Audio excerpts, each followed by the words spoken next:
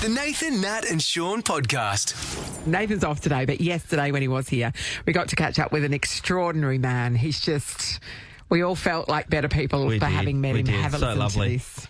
Time to meet the Western Australian Senior of the Year for 2024. He's wearing a sash and everything. I know, and a crown and a tiara. He's wearing a tiara. So good. Olly Pickett joins us. Olly, thank you for coming in. Oh, thanks very much for having me here at Nova. It's a great pleasure and to see you guys in action. Oh, mate. Full on, mate. It's full on, mate. Yeah. You do amazing work. It's beautiful amazing work, which is wheelchairs for kids. You've been involved in that for a long time, haven't you? Well, for 27 years, since day one. So it's got bigger and bigger, and it's so rewarding to be part of it all. Bigger and bigger. You've done 60,000 wheelchairs. That's we've unbelievable. It's nearly 62,000 now since it was put in print, and so we sent them to 81 countries around the world. Amazing. So what are you just like walking down the streets flogging like wheels off things? Soap opera races, you know. No, it's not quite like that. Okay, right. Interesting. So what do you actually do with the wheelchairs, Olly? What do we do with them? Yeah. Well, we make them from scratch, and they're all brand new, and we get all our gear in, and then we're packing at the moment 25 a day. And once we've got our humanitarian agencies all geared up to receive them, it takes them about 4 months as a lead-up time, because they pay for all the freight and the customs to get them to the country. Yeah. And we've got to make sure we've got them down at Fremantle just in time that we don't miss the ship. And we've never missed a ship in 27 years. That's so good. That's amazing. That's so great. I want to know, over the years, wheelchairs have changed. Have you moved with the times? Do you have like a USB cord in there and like a phone holder? Something for your iPad. Good call. Well, what we did back in 2008, World Health came on the scene, and they sent out guidelines to everyone in the world who's making a wheelchair for a disabled child in a developing country. And amazingly enough, we're the only ones here in Perth that took up the guidelines. So as the children grow, so does the chair. The chair grows with them. Oh, wow, that's great. Which makes sense, because the cost would be astronomical. So it stands up all the rough conditions of in these developing countries, on rough roads, etc. It's very stable, and it's what people want. And so from the age of about 4 or 5 to about the age of 16, the children can fit in the chair. Oh, that's great. Olly, what does it cost for you guys to be able to make one from scratch? Yeah, it costs us at the moment $275, Sean. To make a wheelchair. That's awesome. And it's all run by volunteers. So you're all everyone makes wheelchairs a volunteer. Yeah, we're all retired. Can I say that is so beautiful? Good. You're pretty much volunteering full time. You go in every day. Every day. I've been every day there for the last 27 years. And how old are you now? You whippersnapper? I'm only 83. Spring chicken, Olly. Yeah, it's amazing. Olly, getting the nod for WA Senior Citizen of the Year. How did that make you feel? Oh, well, it's an enormous privilege. I had no idea. I got nominated by a group of guys from Geraldton, St Pat's. I went to a reunion. Yep. So it was 50 years since I left school, so that's a long time ago. Yeah. A lot of them are retired now. Yep. Anyway, they wanted to know a bit more about wheelchairs for kids, and so I told them in 2 or 3 minutes, and then 10 of that group came into our factory in the following week, and they were pretty gobsmacked when they saw it. It's a really great factory. Yeah. And I said, we're going to do something about this. So they made a nomination to Canberra for wheelchairs for kids and for me, and which is very nice of them. And so I got to the last 4. Rang me up and said, "You're in the last 4." They had 4 in each section. Yeah. And I was sitting there, and there's wonderful ladies next to me. I was up against 3 ladies, and they'd done wonderful things, I was like, I've got a hope here. And came out, my name got read out, and I was so honoured. I couldn't hardly believe it. That's great. I'm not surprised that your name's been read out. The thing is, a lot of people, when they get to retirement, that's the light at the end of the tunnel, and then they go and do their things that they want to do. And for some people, their things is serving the community, and those people we have to hold in high regard. We do know. Because without people like you, these kids aren't getting these chairs, Olly. And it's life-changing stuff. So to the kid that gets the chair, it's life-changing. The impact is incredible, isn't it? Independence. Well, we had Andy Bracey came down from Bali only last 2 weeks ago. He and his team have distributed now 3,000 of our wheelchairs through Bali, Lombok, Zimbabwe, all the way across to Flores, and they've gone up to Java and also into Borneo. Wow, you're like Ferrari. You've got them everywhere. Yeah, they're everywhere. Wow. Olly, this is all happening here in Perth, and you're running incredible. From here in Perth. They've been away as far as Mongolia, through the African countries, right up through the Pacific Islands, through Solomon Islands, Fiji, Kiribati, and all those places, and into Vietnam and Cambodia. These wonderful people training people how to fit the kids up properly. And as Andy said, when they went to a group went to two of our occupational therapists went to Bali. And that was when we first set them up. He said, it was wonderful. He said, and now we know exactly what to do, how to fit the kids up properly, because it's all got to be measured. The kids have to be measured to sit in the chair properly and to be comfortable. Well, we wish you all the best when you take on Australian of the Year. The entire Nova Network is going for you. Yes, we're putting our eggs in your basket. We're very invested now. Can I just say one more thing? We've got our Christmas appeals out at the moment. Yes, okay. And people have been so generous. We've got their donors and so on. So that's gone out. And so if anyone would like to donate, any amount of money, doesn't matter, to wheelchairs for kids, the money goes straight into the wheelchairs. We buy more material. And also we've got a strategic plan at the moment, and which is really good. We did a lot of work on it. And by 2026, we want to be able to do 6,000 wheelchairs a year. At the moment, we're just over 4,500 a year. Incredible. And so we want to get to 6,000. Okay, that is brilliant. All the details on how to donate and for more info on this organisation, unbelievable. Are you looking for volunteers Wheelchairsforkids.org. Yes, that's the website. Yeah, thanks, Nat. And more volunteers. Well, we can always take more, but we've got 31 on the waiting list at the moment. Yeah, right. Oh my God, this is one of those things. We've got 250. Sorry, we've got 235 people there through the week. We average 50 people a morning, but no one seems to want to drop out. Everyone's fully invested. It sounds like you might need another warehouse to have another team. Anyone listening? Gina? Ollie, thank you so much.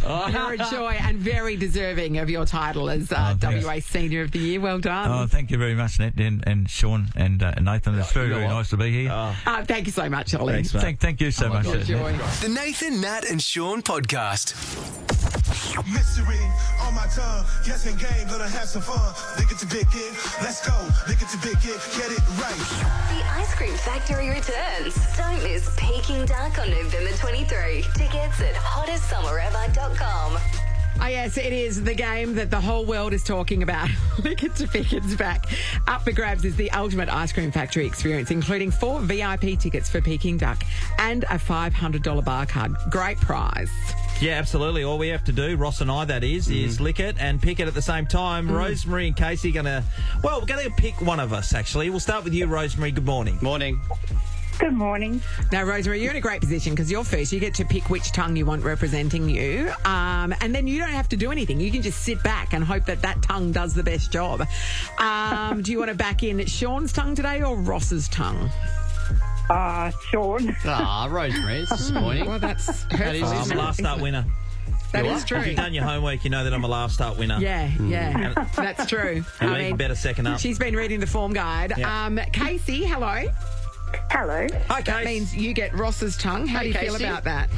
Yeah, good. I was going to pick him anyway. That's right. Of course you were. Just making him feel better. All right. I get it. Here's how it's going to work. Ross and Sean will be blindfolded. Then something will be held in front of their tongues and they're going to lick it and identify what the item is. First one to do that wins that round. It is the best of 5. Now, I need you boys to block your ears. Okay. And stop looking. Now? Yeah, block your ears and we will tell you tell everybody at home what the first item is. The thing being licked is a nail file. Okay. All right, we're back. All right, you're back. Okay. Now, good luck, Sean. Where's your hand? Shake hands. That was a painful exercise, wasn't it? Best of luck. All right. Here we go with round 1. Okay. 3, 2, 1. Start licking. Nail file. I just fired my teeth. Sean, on the board, it was indeed a nail file. Used? That's was that my one from my Yeah, it was quite used. Okay, block your ears so we can hear what's going to be for round 2. Here we go. The thing being licked is toothpaste. Okay. If she's laughing, that's Morris. I'm laughing at the way it's presented. Okay. 3, 2, 1, lick. there's nothing on it. Yogurt. Honey. Toothpaste. Toothpaste. Oh, it's toothpaste. Can we talk about the fact that Sean now has toothpaste on his massive schnoz? Can we wipe him down? I got almost mouth and chin. You didn't bring... Wait, they brought that in. Ross, you didn't get the taste. What was it on? Yeah, it was just on a piece of paper. Oh, so you'll miss it, Clark. So you... Yeah, it is minty. It's definitely... Is that on yours? Very minty fresh, and Ross is like yogurt.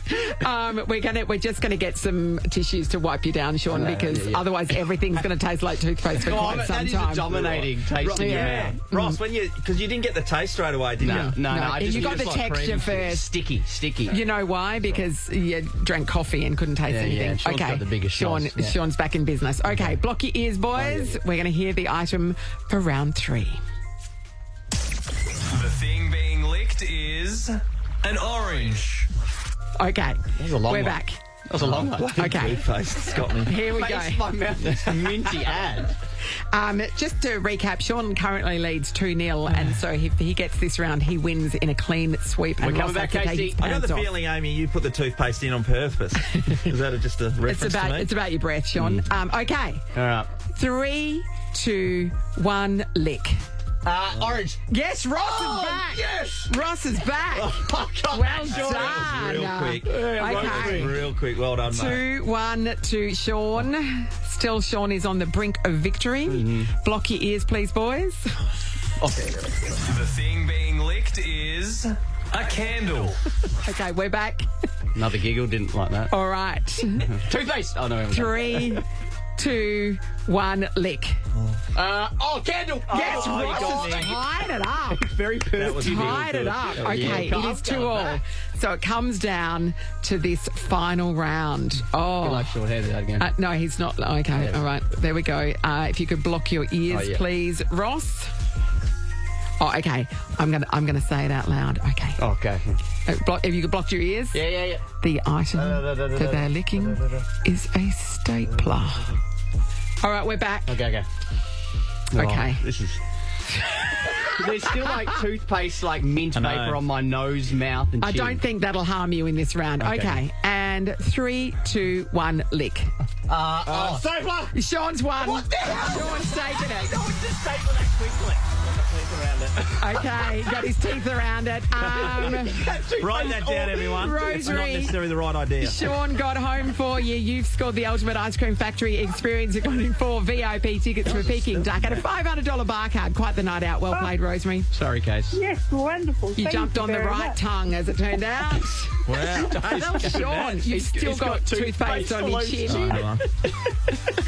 That's pretty much a normal day for you. Normally you have it all down your shirt. Right. Well, you think it's toothpaste. We have one more round of Lick It to Pickett happening tomorrow, everybody. Tongue on, friends. Tongue on. Nathan, Nat, and Sean podcast. Ross was just doing Lick It to Pickett. You're just reviewing your performance on our socials. When we have up already. When we had the toothpaste, there is a peak of toothpaste that hangs off Sean's nose after he licked it. For quite some time, as it turns out. I know. But that's not the reason we've got you here, Ross. You told us something yesterday that we're like, oh my God, Ross has turned into a proper vigilante. Yeah, I'm like, I don't know. Maybe you guys are rubbing off on me, but when something is... that happens. When you see something, you say something, Ross? Yeah, no complaints. No, all right, so this, whenever I see injustice, I get really riled up. So there's a spot at the gym, so I go to the gym, and I noticed a couple of times this one lady at the same time every week would park in this spot. Now, this isn't a spot. It literally says no parking, right? It says no parking.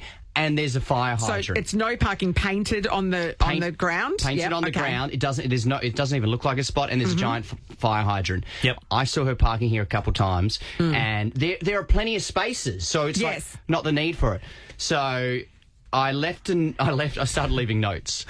All right. Ross. Okay, so what do you, like, because you're a very mild-mannered, is that safe to say? You're a very nice person at heart. So did you say, excuse me, I don't mean to bring it up, but did you realise this isn't it? I'm so sorry. Well, I thought about confronting her, and I was like, you know what? She kind of ducked into the gym, and I was stewing in my car watching in the same gym that you're going into? Yeah, but she goes to the bike class. Oh, okay. So I don't see her in there. Okay. So I was like, I'm going to leave a note. And the note I left, for me, this is as bad as it gets. I wrote,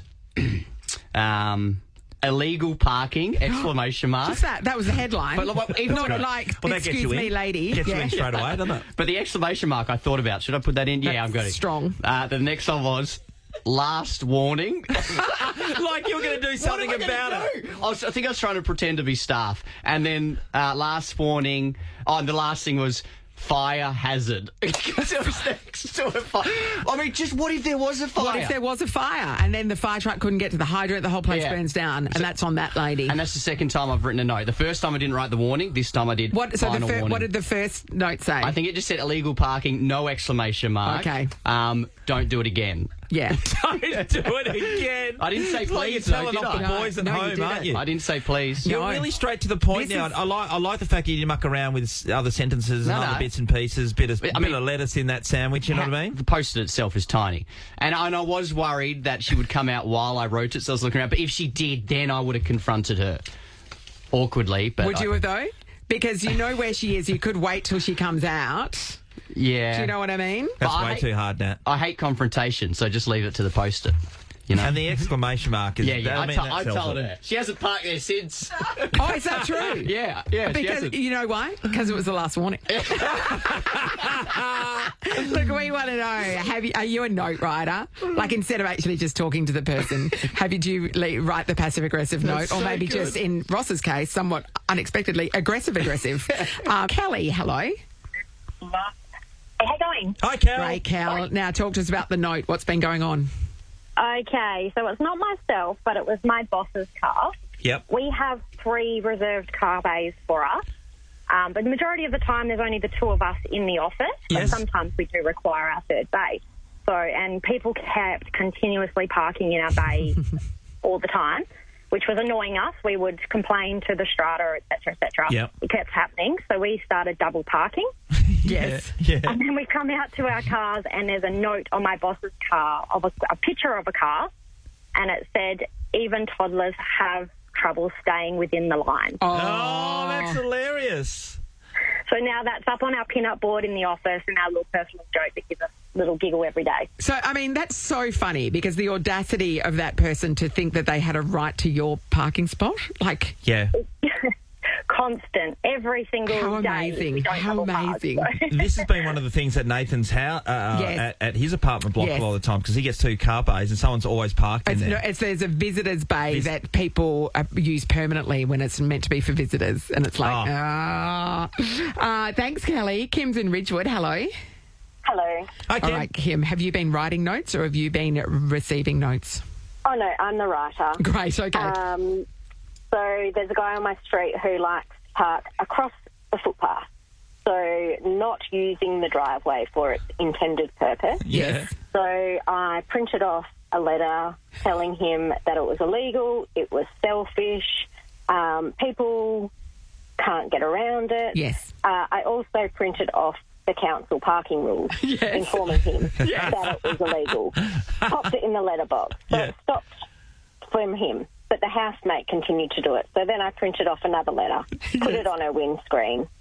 It stopped for a little while, but then it started again. So then I called council and reported him to the ranger. Oh, you've taken it. Yeah, and they got a ticket? I don't know about the ticket, but apparently he was educated on safe parking. Oh, I like that, Kim. Yeah. Hey, you gave him every opportunity. That's true. You didn't call in the authorities until they'd, spat in your face several times. That's right. I love how you printed off all the information. Like, here it is. You don't even have to go to the website. Here it is. You're a warrior for justice, Kim. Well done. And thanks. Let's go to John in Averley. Hello. Hi there. Hey, John. Okay. Did you leave a note or did you receive a note? I left a note, but it's not a note per se. So my partner, my wife's disabled, right? So she's got an ACROT parking permit. Yes. And one of the things that really absolutely ticks me off is when people go and park in there, especially the ones definitely don't have ACROT tickets, so they purely do it out of convenience. Yes. So I've got a whole bunch of stuff in my car, one of them being large cable ties. Yeah. So I've got a nasty habit that when I actually come across this, I will cable tie a shopping cart to their door handle or tire. That'll teach him a lesson. Well, the funny thing is I've got tools in my car. I don't have Notepad, right? So I've got to sort of put the message out there. And I mean, I'm like Sean. I'm not, like Ross. I'm not a confrontational person. No. Even though I'm 6'2" and weigh 110 kgs. I don't like confrontation at all. But I'm probably the most passive aggressive person you'll meet in your life. Yes. And cynical at that as well. So maybe a hint of sadism with it, but it's, you know, at the end of the day, like I say, those parkings are there for a reason, especially with my partner. If you're in that position, like, it's just, it's one of the things that absolutely gets my goat. No, I agree. Too. I'm with you on this. Like, I was recently on crutches, and I'm not going to park in a disabled. I don't have the Acrod sticker. I'm not entitled to it, and they're there for a reason. And if you know anybody that does rely on a wheelchair or have limited mobility, and have an Acrod sticker, they need the extra room either side of the vehicle. They need to be able to get in and out easily. It's not as simple as just convenient car parking. It's also just they're there for a reason, and these people are entitled to it. They've qualified. Don't just park in them because it's there right out the front. Or there's no other parks. That's not good enough. Absolutely. We're with you. We're with you, John. We're fighting with you, the John. good fight. And so no one's ever going to cable tie a shopping trolley to my car, because I would never ever park in one of those. That's a good thing. You got to use the tools that are at your hands. Nathan, Nat and Sean is a Nova podcast. For more great comedy shows like this, head to novapodcasts.com.au. Nova.